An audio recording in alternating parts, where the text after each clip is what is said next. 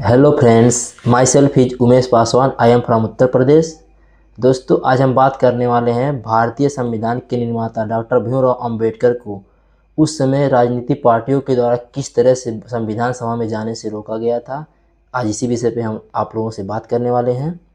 साथियों, जिस संविधान पे हमें गर्व करते हैं, जिस संविधान ने हमें अधिकार, जाति, धर्म, ऊंच नीच से ऊपर उठकर समानता की नींव रखी, क्या आप जानते हैं उस संविधान के निर्माता डॉक्टर भीमराव अंबेडकर को उस समय राजनीतिक पार्टियों के द्वारा संविधान सभा में जाने से रोका गया था। भारत का वह महान व्यक्ति जिसने हमें समानता, स्वतंत्रता और न्याय की दिशा दिलाई, उसी व्यक्ति को उस समय की राजनीति ने राजनीति से उसे बाहर कर दिया था। ये बात है सन 1946 की, जब ब्रिटिश सरकार ने भारत को पूर्ण रूप से स्वतंत्र करने के लिए योजना बनाई और भारत को अपना संविधान बनाने के लिए कहा। जिस समय संविधान सभा का गठन किया गया, संविधान सभा के सदस्यों का चुनाव प्रांतीय विधानसभाओं के द्वारा चुने जाने तय थे।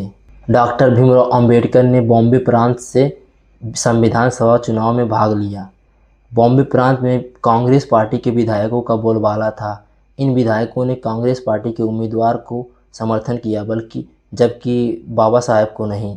बाबा साहेब को इस चुनाव को जीतने के लिए उन विधायकों का वोट चाहिए था। उन विधायकों ने अपने उम्मीदवार को वोट किया, जिसके कारण बाबा साहेब वहां से चुनाव हार गए। इस तरह से भारत के सबसे विद्वान, पढ़े लिखे व्यक्ति को संविधान सभा से बाहर कर दिया गया।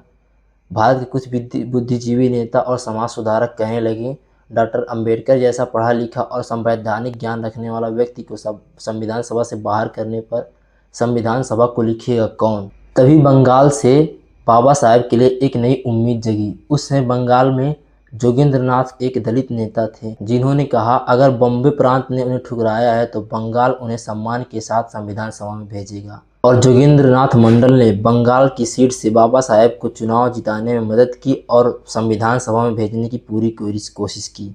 इस तरह से बाबा साहेब ने बंगाल प्रांत से संविधान सभा में एंट्री मारी। दोस्तों, जब संविधान सभा का काम चालू हुआ तो सभी नेताओं ने यह बात को स्वीकार किया कि अंबेडकर जैसा पढ़ा लिखा व्यक्ति इस कार्य के लिए अनिवार्य है। और कांग्रेस नेता पंडित जवाहरलाल नेहरू, सरदार पटेल और राजेंद्र प्रसाद ने भी इस बात को स्वीकार किया कि संविधान के लिए डॉक्टर भीमराव अंबेडकर ही सर्वश्रेष्ठ है। और फिर आता है वो दिन जब 29 अगस्त 1947 को कांग्रेस द्वारा बाबा साहेब को भारतीय संविधान सभा का अध्यक्ष घोषित किया जाता है। दोस्तों, सोचिए, जिस कांग्रेस ने बाबा साहेब को संविधान सभा में जाने से रोका था, उसी कांग्रेस ने बाबा साहेब को संविधान निर्माता बनाया। सोचिए, जिस व्यक्ति ने अपने पूरे जीवन काल में जातीय मतभेद और छुआछूत की भावनाओं से पीड़ित रहा, उसने जब संविधान को लिखना चालू किया तो अपने निजी स्वार्थ और निजी बदले के भाव से कभी काम नहीं किया। उन्होंने दिन रात काम किया और अनेक देशों के संविधान का अध्ययन करने के बाद भारत का संविधान एक ऐसा संविधान बना कर दिया जो समानता, स्वतंत्रता और लोकतंत्र का नींव बना। वो व्यक्ति जिसे संविधान सभा में जाने से रोका गया था, वही संविधान सभा की पहचान बना। बाबा साहेब को राजनीति रोका, पर इतिहास ने उन्हें अमर बना दिया।